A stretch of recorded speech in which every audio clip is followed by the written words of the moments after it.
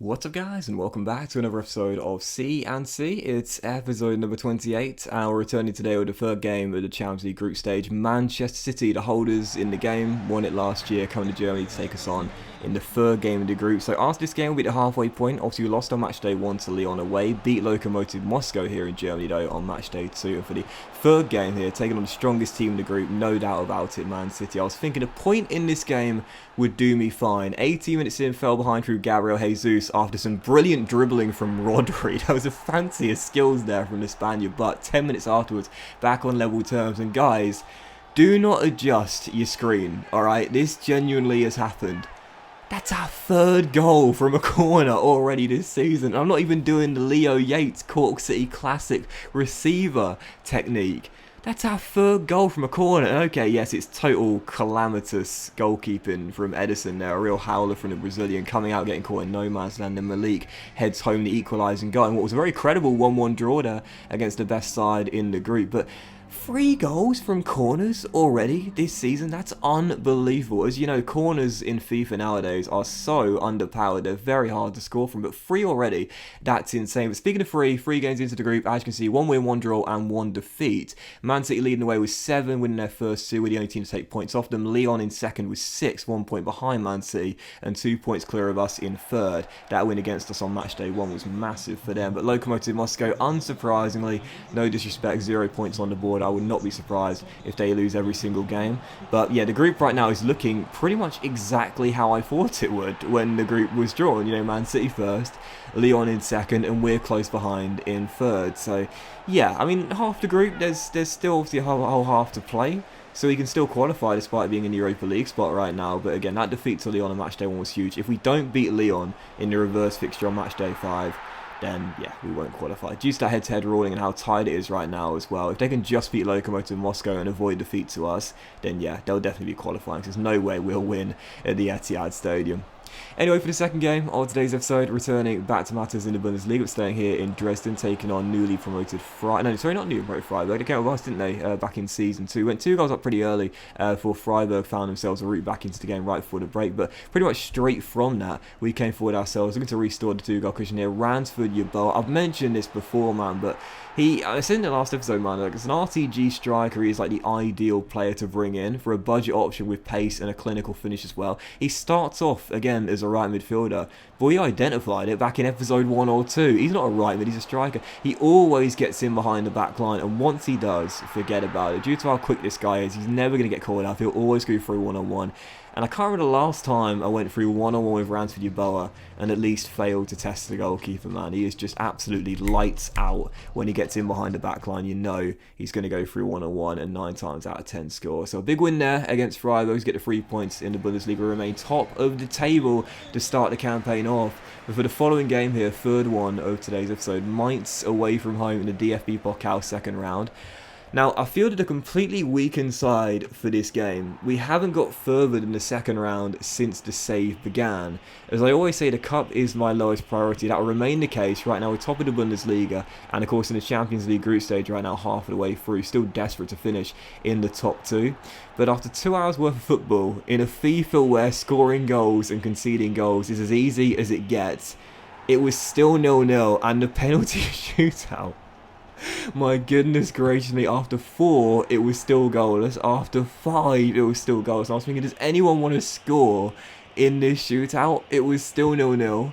Then Cade was denied 6 straight penalties which had failed to hit the back of the net. And then finally, after the ball ricocheted off the post, Suarez made it 1-0. Mainz took the lead. They got themselves in front. Ludwig fired in our equaliser. So finally, after 8 penalties, we'd seen our first 2 goals. And after Kraft scored to make it 2-1, Mainz scoring 2 in a row. I had to score with Hartel. You know, I love him for the energy this guy's got, the high work rate, and of course that 96 down as well. Otherwise, we'd go out to the DFB Pokal in the second round after an atrocious shootout, and that's exactly what would happen as well. Denied by Muller. Cone go through on the shootout, and that is without question one of the worst penalty shootouts I've ever taken part in. Mainz get through 2-1. Kind of fitting based on the fact I played 2 hours worth of football and couldn't score a single goal in the game, but my goodness gracious me, I scored 1 penalty out of 5. I mean, listen, you guys know I'm absolutely atrocious at free kicks. I scored like 1 per save, if that. I still haven't scored one in this one.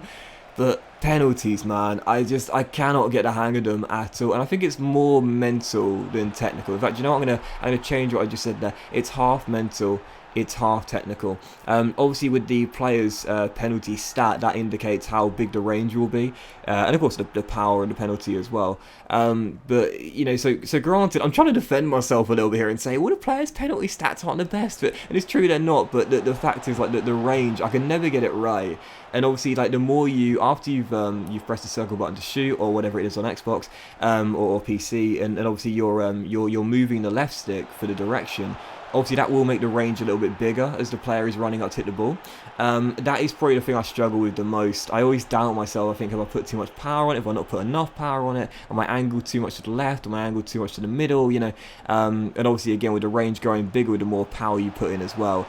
If you don't put enough power on it, then you know the goalkeeper's going to save it regardless of whether he goes the right way or, well, obviously you'd have to go the right way. But you know what I mean? It's like, you've got to put enough power on it. I haven't got the grips of penalties in FIFA. I used to be pretty lights out of them, but since they changed the set pieces and gave them a massive overhaul a couple of years ago, never been able to get good at set pieces and dead ball situations once again. But still, I don't really mind we went out of the cup, because after beating Hoffenheim in the following game, they will remain top of the table, 9 wins in our first 10 games, and just a 1 defeat on the board. Bayern Munich, waiting for them to get a move on, hasn't happened so far, as we currently sit 4 points clear at top of the table. There's obviously a long way to go. I mean, we've literally just entered November, so yeah, sorry, October even, so obviously there's a long way to go. So yeah, it's November. I get confused with the month sometimes, especially when I'm doing so many nowadays in my episodes. But yeah, as we enter November, some big games here. We've got Dortmund away, that's going to be massive. We've got both of the 2 final 3 games in Champions League. First away at the Etihad, the first game of the month, and then of course also Lyon, which is the biggest of the lot in the reverse fixture after our defeat on match day 1 at home as well. But yeah, seriously, there's a long way to go right now, but still top of the table. Bayern Munich still playing catch up as well.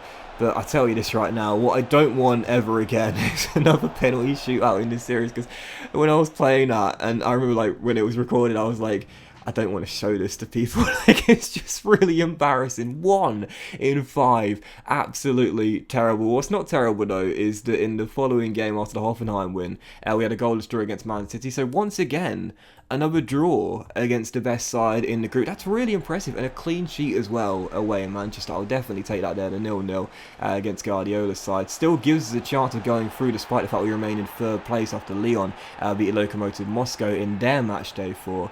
And following out here, Borussia Mönchengladbach at home in Dresden took the lead early through Felix scoring already a 2nd goal for the club, making it 1-0, and then half an hour in a chance to make it to Ramsey Jabbar. Turns to Corre, rolls it through to the middle, and there is Kadikli, who this season is looking a lot better in front of goal. I believe he's already matched his goal tally of the whole of last season this season now. So 2-0 Dresden, perfect start to the game. Mönchengladbach trying to hit back though, 41 minutes into the game. Look at this, Hermann the German. Do you remember this guy? Hertha Berlin, FIFA 14. Man, that was many years ago, wasn't it? Makes it 2-1, and the visitors back in the game, but right before the break, a chance to restart our 2-goal cushion. Now we would as well. Felix Aguirre bearing down on goal, 1-on-1, and I've said it so many times, I'll say it again. This guy is one of the main reasons why I can defend much better now, and why I feel so much more confident as well. He's so good.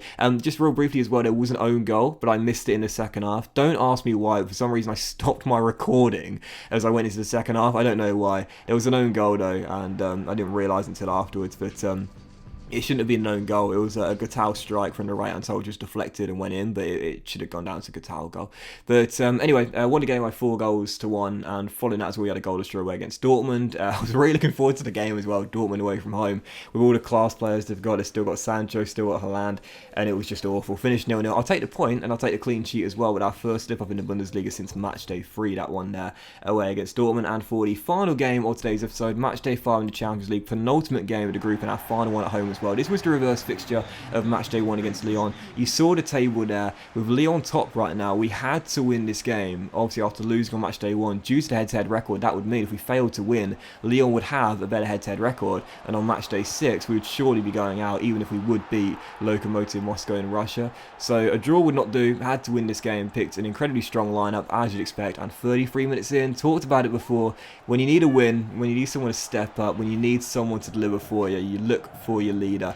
You look for your hero, and Ramsey Dubala certainly is in this save. Scores the only goal of the game, 1-0, but despite the win, as you can see, after Man City beating Lokomotiv Moscow, we're still in third. We're 1 point behind Lyon in second. We're 3 behind Man City, who top the group, and it means that you're going to Bundesliga as well, 5 points clear of Wolfsburg right now. With Bayern still outside the top 4, it does mean on match day 6, even a win against Lokomotiv Moscow might not be enough. If we win and Lyon beat Man City, we won't qualify.